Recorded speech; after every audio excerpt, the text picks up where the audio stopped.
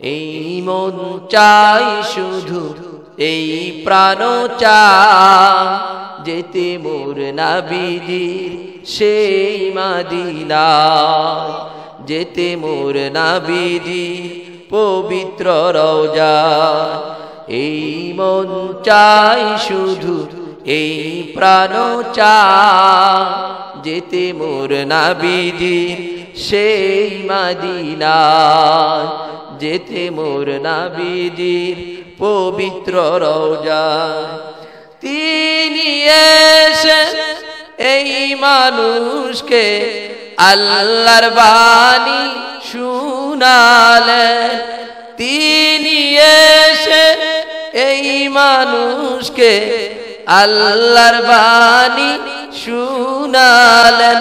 তিনি ছিলেন বলে আজও আলো জ্বলে, সালাম জানাই তাহারি পাই। এই মন চাই শুধু, এই প্রাণ চাই যেতে মোর নবীজি সেই মদিনা, যেতে মোর নবীজি পবিত্র রওজা। তিনি এসে এই মানুষকে আল্লাহর বাণী শুনালেন, তিনি এসে এই মানুষকে ভ্রাতৃত্বের জাল বুনালেন। তিনি ছিলেন বলে আজও আলো জ্বলে, সালাম জানাই তাহারি পাই। এই মন চাই শুধু, এই প্রাণ চাই যেতে মোর নবীজি সেই মদিনা, যেতে মোর নবীজি সেই মদিনা। লা ইলাহা, জোরে জোরে মহব্বতে বলেন সবাই, লা ইলাহা ইল্লাল্লাহ,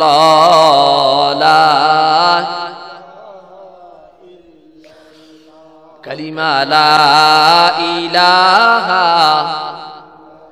আসমানের মালিক যেই আল্লাহ, জমিনের মালিক সেই আল্লাহ, হায়াতের মালিক যেই আল্লাহ, মৌতের মালিক সেই আল্লাহ। লা ইলাহা, জোরে লা ইলাহা।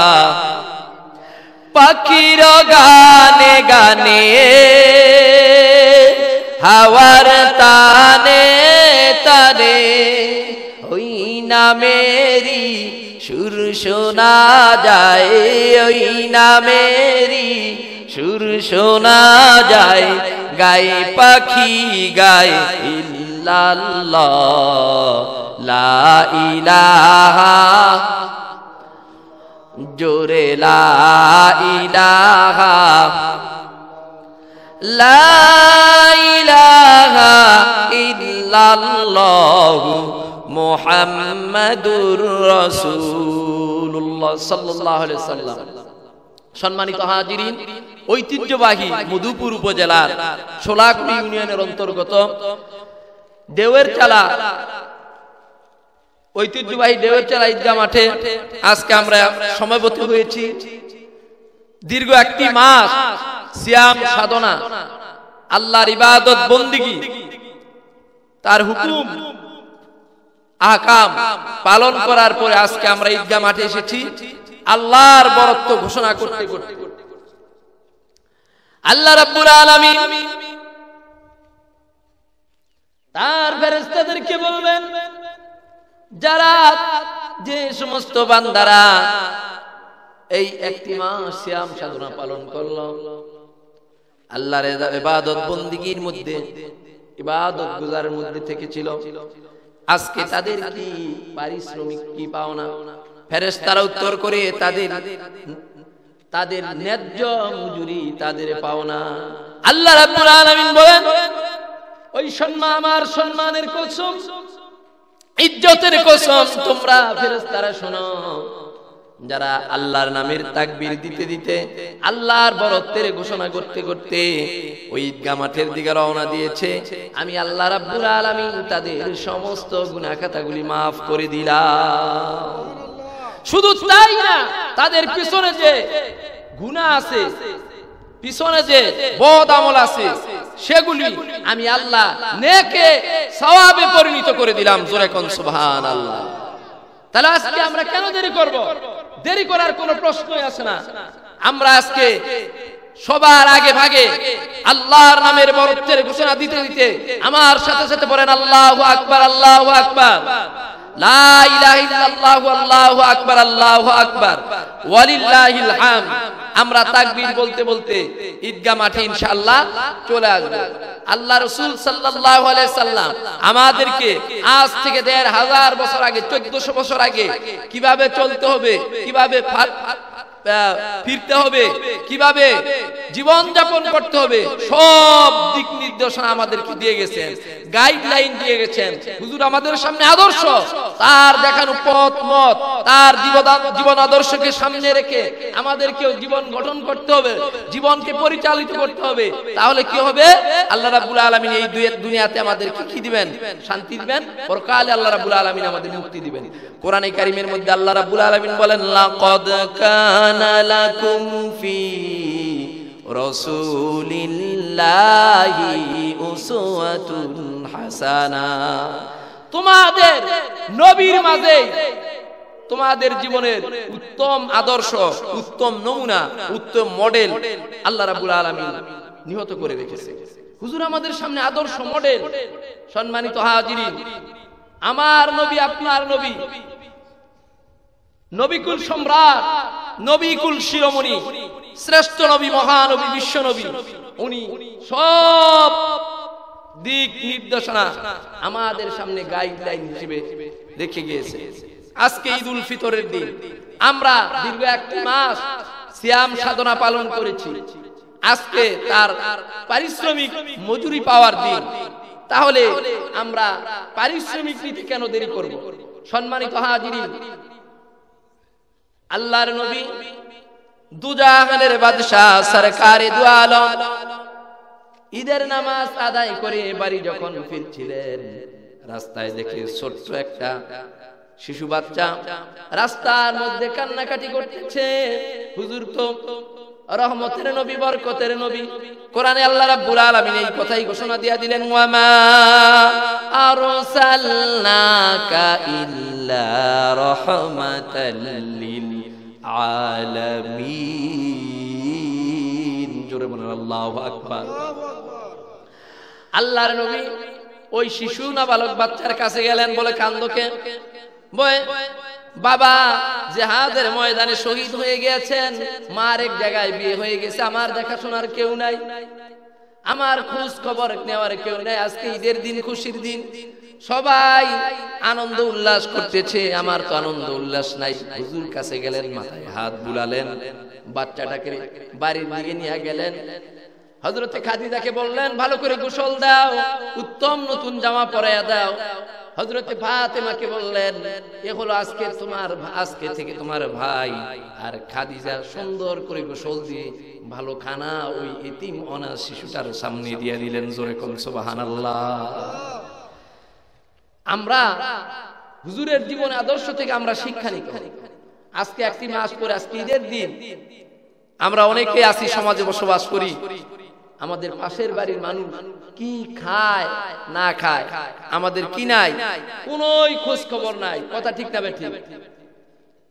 নিজে পেট ভরে খাইলাম, প্রতিবেশী অনাহার থাকলো, অভুক্ত থাকলো, কাল কিয়ামতের ময়দানে মুসিবতের দিনে আমাকে আপনাকে আল্লাহর দরবারে জবাবদিহি করতে হবে। কথা ঠিক না বেঠিক? তার জন্য আল্লাহর নবী বলেন যে তুমি যে বাড়িতে থাকো, বসবাস করো, তার থেকে 40 ঘর পর্যন্ত প্রতিবেশী, উত্তরে দক্ষিণে, পশ্চিমে পূর্বে 40 ঘর পর্যন্ত প্রতিবেশী, তাদের খোঁজ খবর নিতে হবে। এই রমজান মাসটা গেল, নেকের মৌসুম। কেউ কোন বান্দা, আল্লাহর কোন বান্দা, আল্লাহর কোন বান্দি নেক নিয়তে খালেস দিলে আল্লাহ রাস্তায় যদি একটা খেজুর কুরমাও দান করে থাকে, ব্যাগ ডুক পানিও পান করাইয়া থাকে, আর আল্লাহ রাস্তায় অন্য মাসের তুলনায় 70 গুণ সওয়াব বৃদ্ধি পাবে। 1 টাকা আল্লাহর পয়সা, আল্লাহ রাস্তায় 1টি পয়সা দান করলে, 1টি টাকা ব্যয় করলে অন্য মাসের তুলনায় 70 গুণ 70 টাকা দেওয়ার সওয়াব হয়ে যায়। একবার জোরে বলেন সুবহানাল্লাহ। এটা তো দানের বেলা। আমলের বেলায় কি?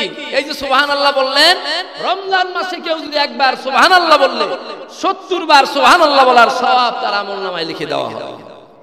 একটা নেকি নফল ইবাদত করবে, ফরজ ইবাদতের সমান সওয়াব পাওয়া যায়। সুবহানাল্লাহ। এই নেকির মাস তো আমাদের থেকে চলে গেল, আবার আসবে কতদিন পরে? 1 বছর পরে। এখানে কেউ যারা আছেন, অনেক মুরব্বিরা আছে, এখানে অনেক যুবক ভাইরা আছে, আপনারা কি বলতে পারবেন যে 1 বছর পরে আবার আমরা হায়াত পাবো, আবার আমরা রোজা রাখবো? এই গ্যারান্টি আছে?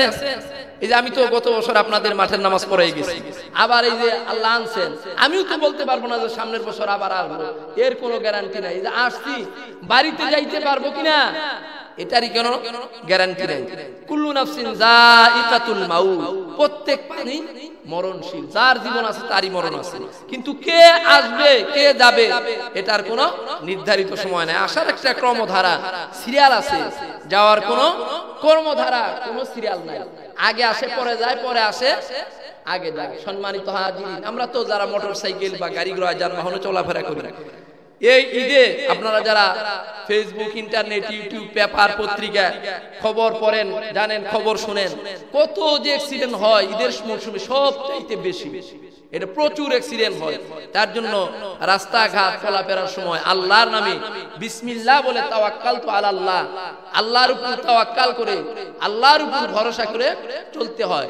আর মুমিন তো সব সময় আল্লাহর উপর ভরসা রাখে, তার হায়াত, মউত, জীবন সব কিছু আল্লাহর। আল্লাহ রাব্বুল আলামিন ওই কথাই কোরআনে কারীমের মধ্যে বলে দিয়ে দিলেন, ইন্না সালাতি ওয়া নুসুকি ওয়া মাহয়ায়া ওয়া মামাতি লিল্লাহি রাব্বিল আলামিন। জোরে বলুন আল্লাহু আকবার। সম্মানিত হাজিরিন, যারা মুমিন হবে তাদের হায়াত, তাদের মউত, তাদের জান, তাদের মাল, তাদের নামাজ, তাদের কুরবানি সব আল্লাহর রাহে, আল্লাহর জন্য। তার জন্য ঈমান যখন আল্লাহর উপরে নিছি, এই কথা মনে প্রাণে দিলে বিশ্বাস করতে হবে যে আল্লাহ সব কিছুর মালিক, আল্লাহ রাব্বুল আলামিন আমাদের ভালো এবং মন্দের মালিক। তার জন্য এই রোজার মাসটা চলে গেল, নেকির মাস চলে গেল, দান খয়রাতের মাস চলে গেল। আপনারা অনেকেই যাকাত দিয়েছে, রোজার মাসে যাকাত অন্য মাসে দিলেও হবে, রোজার মাসে এই মাহে রমজানুল মুবারক, এই রমজানুল মুবারকে যাকাত দিলে এটা উত্তম। কেননা আমরা যে যাকাতটা দিব, এই যাকাত দিলে 70 গুণ সওয়াব বেশি হবে। শুধু তাই না, যাকাতের পর্ব পরেও সাদাকাতুল ফিতর, এই সাদকায়ে ফিতর গতকাল কিতাবের মধ্যে পড়লাম, হাদিসের মধ্যে এসেছে, রোজার মধ্যে আমরা অনেক অনেক হয়তো অনর্থক কথাবার্তা বলি, এই মুখদা বের হয়ে যায়, হয় কি না হয় না?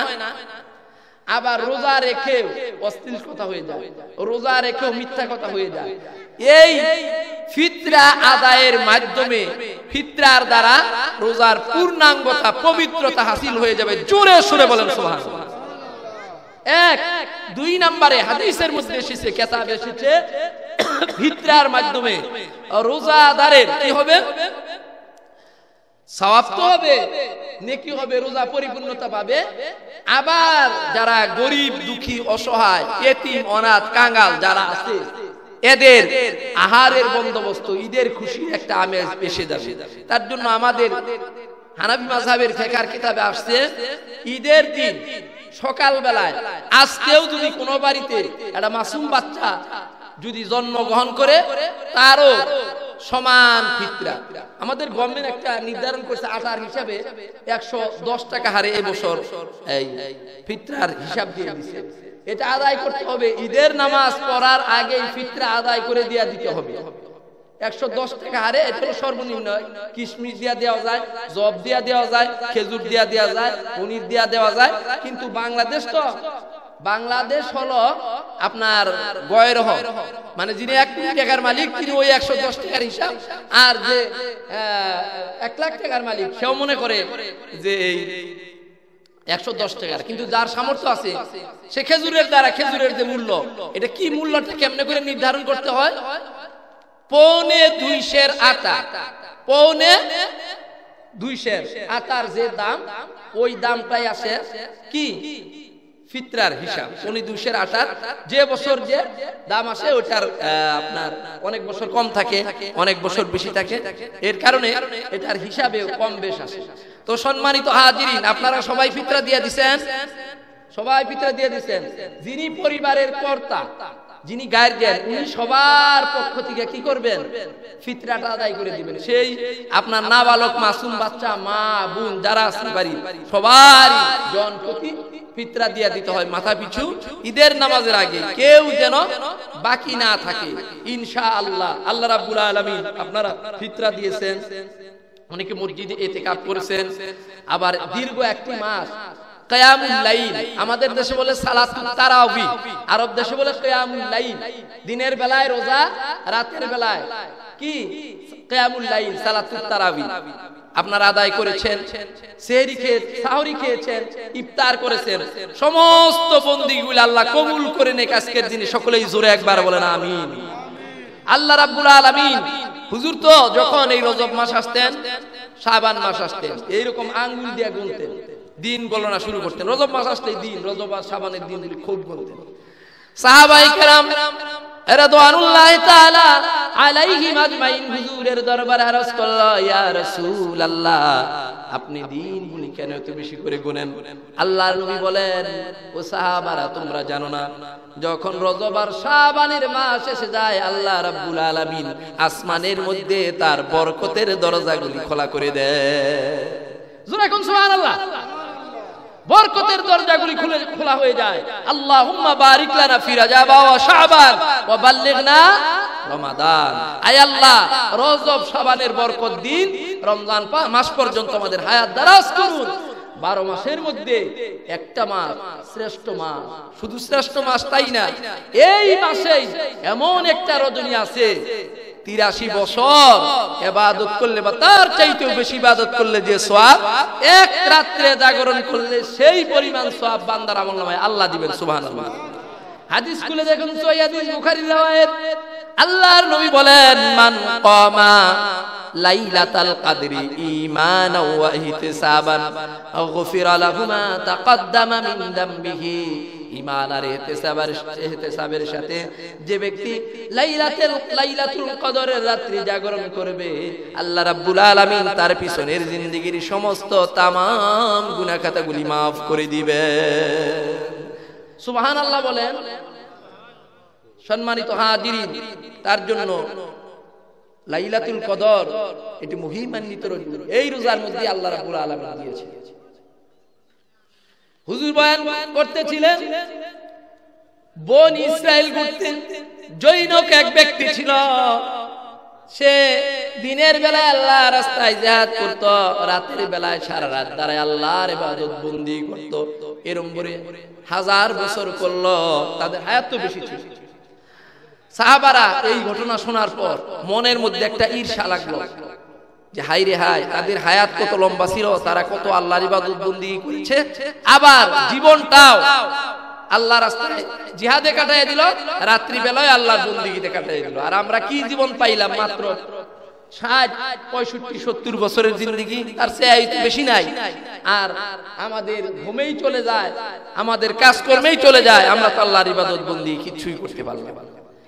বান্দার অন্তরের অন্তঃস্থলের খবর কে জানেন? জোরে বলেন, কে জানেন? আল্লাহ জানেন।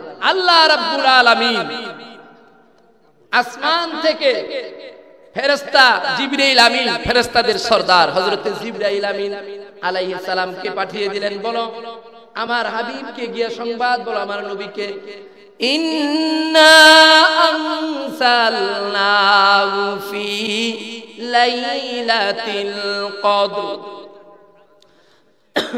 ওয়া মা আদরাকা মা লাইলাতুল কদর নিশ্চয় আমি পবিত্র কোরআন নাযিল করেছি মহিমান্বিত রজনীতে। হে নবী আপনি জানেন কি এই মহিমান্বিত রাত্রিটা কি? লাইলাতুল কদরি খায়রুম মিন আলফি শাহর, অর্থাৎ এই লাইলাতুল কদর মহিমান্বিত রজনীটা এক রাত্রি হইল হাজার রাত্রি চেয়েও বেশি সওয়াব আমল তার চাইতেও বেশি। জোরে কোন সুবহানাল্লাহ। লাইলাতুল কদর এটা মহিমান্বিত রজনী, সম্মানিত রাত্রি। সম্মানিত হাজিরিন, এই ঈদ আজকে যে আমরা আসছি ঈদের দিনে, এই ঈদ ডিকশনারি খোলেন, আরবি ডিকশনারি।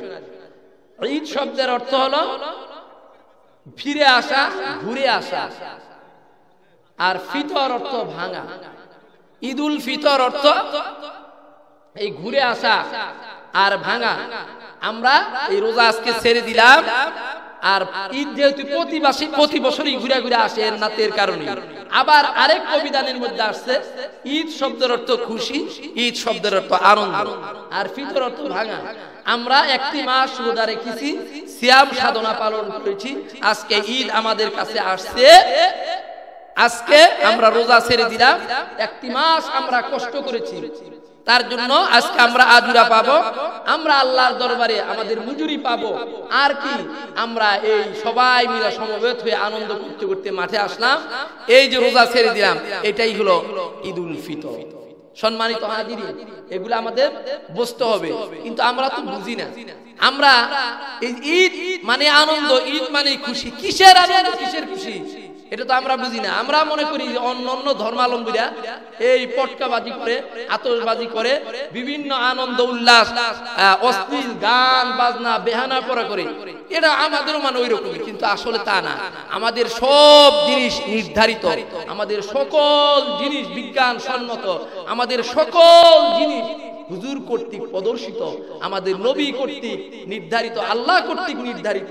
আমাদের তার থেকে 1 ইঞ্চি পরিমাণ কমও করা যাবে না, বেশিও করা যাবে না।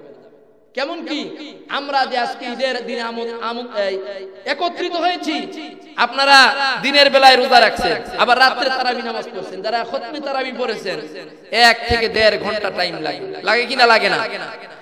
দিনে সারাদিন এমনি না খেয়ে কষ্ট, আবার রাত্রিবেলায় নামাজ, এটা আল্লাহ রাব্বুল আলামিন দিল কেন? আল্লাহ রাব্বুল আলামিন কষ্টের কারণে দিয়েছেন। দিনের বেলায় সেই সাহারি থেকে শুরু করে ওই মাগরিব পর্যন্ত, ফজর থেকে মাগরিব পর্যন্ত দীর্ঘ সময় এই চৈত্র মাসেও আপনারা কিন্তু রোজা রেখেছেন। আমরা যারা যুবক মানুষ, আমাদের তেমন একটা অসুবিধা হয় নাই। এখানে অনেক মুরব্বীরা আছে, অনেক অসুস্থ, তারপরে রোজা রাখি। আমি নিজেও একজন মসজিদের ইমাম, আমার এক মুসল্লি আছে, এত শুকনা, এত বয়স্ক, এত মুরব্বী, এত মাজুর, তারপরে রোজা ছাড়ে না। আমি একদিন আমার কাছে আসতে বলে, হুজুর তো আমার রোজা রাখা কষ্ট হয়ে যায়।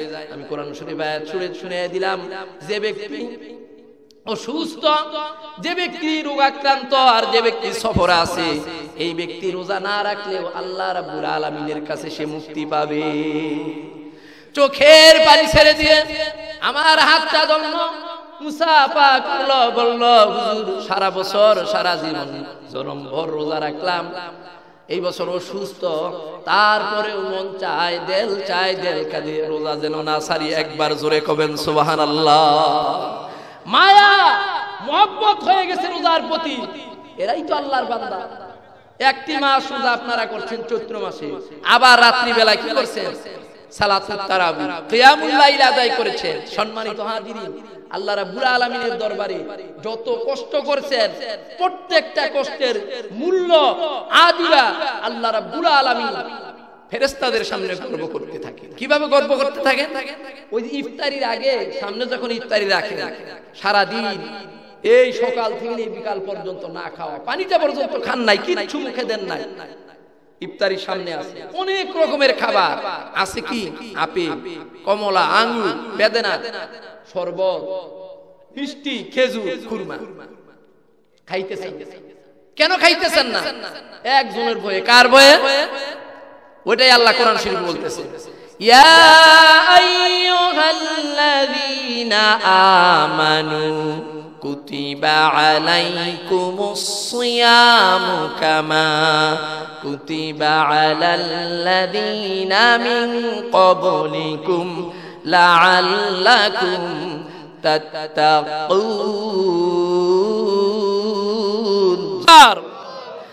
রোজা আমি তোমাদের উপর আবশ্যক ফরজ করে দিয়েছি, শুধু তোমাদেরকেই দিলাম তা না, তোমাদের আগে যারা ছিল তাদেরকেও দিয়েছিলাম। এই কারণে দিলাম যাতে তোমরা আল্লাহর ভয়, আল্লাহ ভীতি, তাকওয়া অর্জন করতে পারো। জোরে জোরে বলেন সুবহানাল্লাহ। তো আমি তো আপনাদের মাঠে দুইবার গত বছরই নামাজ পড়াই গেলাম, এইবারও আসলাম। তো গত প্রথম যখন আসি সেটা ছিল এই রোজার ঈদ, পরের মাঠে আসলাম সেটা ছিল কুরবানির ঈদ। আইসা দেখলাম যে মোটামুটি প্রথম ঈদটা খুবই ভালো লাগলো, যে এই আপনারা মোটামুটি এই আগে আসলেন। আবার পরের কুরবানির ঈদে আসলাম, এখন নামাজ আসে এই টাইমে সবগুলাই ভর্তি, এখন জায়গাই হয় না। মানে নামাজ হবে নিয়তি কমু, এখন নামাজই পড়বো না আপনাদের কিছু কমু বা কমিটিরাই কি করবো, আমি তাল পাই না, আপনারা কি তাল পাবেন আল্লাহ পাকি জানে। সম্মানিত হাজিরিন, এখন আপনারা আমি যদি সেই কত দূর থেকে আসতে পারি, আপনারা এই ঘরের কাছে বাড়ির কাছে ঈদগাহ মাঠ, কেন দেরি হবে? কোনো প্রকার দেরি করা উচিত না, কথা ঠিক না বেঠে? এটা আমাদের বুঝতে হবে। আমরা সকলেই সমস্বরে তাকবীর পড়েন, আল্লাহু আকবার, আল্লাহু আকবার, লা ইলাহা ইল্লাল্লাহু, আল্লাহু আকবার, আল্লাহু আকবার, ওয়ালিল্লাহিল হামদ।